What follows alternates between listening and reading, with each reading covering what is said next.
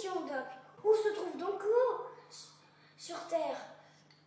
Que devient-elle? D'où vient-elle? Oula Géo, doucement, doucement. Alors, l'eau est à l'origine de toute vie sur la planète Terre.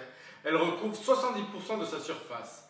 L'essentiel se trouve dans les mers intérieures, les océans, mais aussi à certaines nappes souterraines qui représentent 97,2% du volume, donc d'eau qui est de l'eau salée. Notre planète bleue est aussi avant tout la planète de l'eau salée. L'ensemble des eaux douces représente quant à elle seulement que 2,8% du total global. Et c'est celle que l'homme utilise essentiellement. Ça fait pas beaucoup du tout alors. Oui, mais dans ce faible pourcentage, on retrouve les neiges, les glaces permanentes, qui représentent 2,1%. On a également l'eau douce qui est disponible à 0,7%. Et avec la moitié de ces 0,7% est constituée de l'eau souterraine et de l'eau qu'on pompe pour boire. Et sur la Terre, il y en a partout pareil de l'eau? Non, la répartition sur la Terre géographique montre une réalité bien éloignée de ces chiffres, de ces moyennes. La surface océanique est nettement plus importante au sud qu'au nord. Une calotte épaisse de glace couvre tout le continent antarctique, alors qu'au nord, il n'y a en plus de la calotte du Groenland que la glace qui flotte sur l'océan Arctique. Ces contrastes dans la répartition de l'eau liquide et solide renforcent les disparités, les différences de la répartition de l'eau dans l'atmosphère. Il existe en effet de grandes différences régionales qui sont liées aux variations du rayonnement du Soleil entre les pôles et l'équateur, d'est en ouest, selon les circulations atmosphériques et les barrières des reliefs de montagne. L'essentiel de l'eau atmosphérique se trouve essentiellement le long des tropiques, zone d'intense évaporation des eaux chaudes de la surface océanique. Vous avez des indications dans la vidéo sur les feux de forêt en Amazonie. Au final, l'homme ne peut utiliser que moins d'1% du volume total d'eau présent sur Terre, soit environ 0,028% de toute l'eau qui a composé dans l'hydrosphère, donc de toute l'eau à la surface de la Terre. Ceci englobe les cours d'eau, les réservoirs naturels ou artificiels, comme les baies côtières, les lacs, les fleuves, les cours d'eau et les barrages, et les nappes souterraines avec les aquifères, dont la faible profondeur permet l'exploitation à des coûts abordables. Bon, tu n'as toujours pas répondu à la question. À ma question, moi. D'où vient l'eau? Bon, c'est vrai. Pour bien comprendre les origines de l'eau, il faut tout d'abord s'intéresser à sa composition. L'eau contient des molécules, 3 molécules, dont 2 molécules d'hydrogène et 1 molécule d'oxygène. L'hydrogène, c'est l'atome le plus répandu dans l'univers. Il est apparu quasiment au même moment que le Big Bang, il y a 13,7 milliards d'années. Il est né juste après cette forte explosion. L'oxygène, lui, est apparu des millions d'années plus tard. Sa création est plus complexe que celle de l'hydrogène.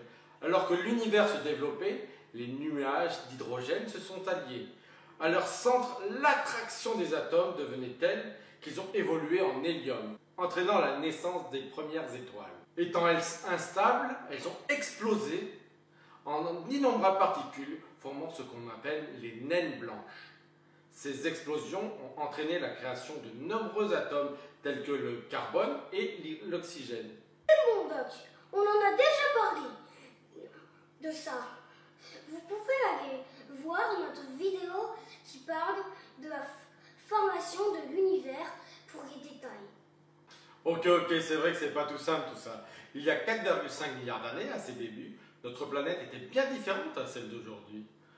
Il y faisait une chaleur extrême, il y avait des volcans, du magma persistait sur sa surface. À cette époque, l'eau présente sur la planète venait des roches et de la glace qui étaient à l'origine de la formation de la Terre. Mais les conditions climatiques empêchaient de préserver l'eau à la surface. Grâce à un incroyable processus géologique, plus d'eau est parvenue sur la surface de la Terre. Et oui, c'est l'orogenèse.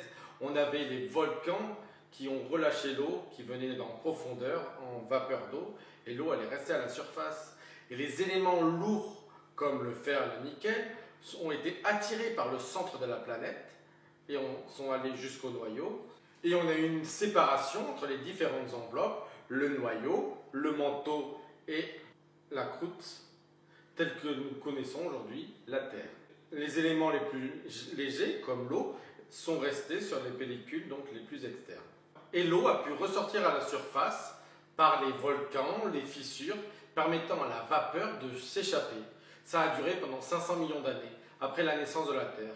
La vapeur amassée dans l'atmosphère a entamé une phase de condensation, ça veut dire que c'est passé condensation de l'état gazeux à l'état liquide, et ça a été le début des premiers océans qui se sont formés. Notre planète est encore très chaude, l'eau était beaucoup moins présente qu'elle ne l'est encore aujourd'hui. Il faut chercher donc une autre histoire, une autre compréhension de phénomènes pour comprendre comment les océans sont devenus si gigantesques. Alors, l'eau vient d'ailleurs? Oui, à la même époque, des astéroïdes et des comètes chargés en eau ont bombardé les planètes du système solaire. Ça a commencé il y a 4,5 milliards d'années. Cette période est appelée le grand bombardement tardif. La surface de la Lune en porte encore les traces. À sa fin, il y a 3,8 milliards d'années, les océans étaient en place avec leur taille actuelle, leur quantité d'eau actuelle. 1 milliard d'années après sa naissance, la Terre possédait tous les facteurs favorables à la longévité des océans. Une atmosphère stable avec de l'eau et un bon environnement. Notre planète a également eu la chance d'être parfaitement située dans le système solaire pour qu'une fois formés, les océans aient pu rester en place. Nous ne sommes ni trop près ni trop loin du Soleil, contrairement à Mars ou Vénus. Grâce à ça, l'eau et la vie se sont développées sur notre belle planète bleue. Bon les amis, ce long processus qui a permis à l'eau de devenir la source de vie indispensable à notre planète est réellement captivante. Malheureusement, le réchauffement climatique dérègle ce processus.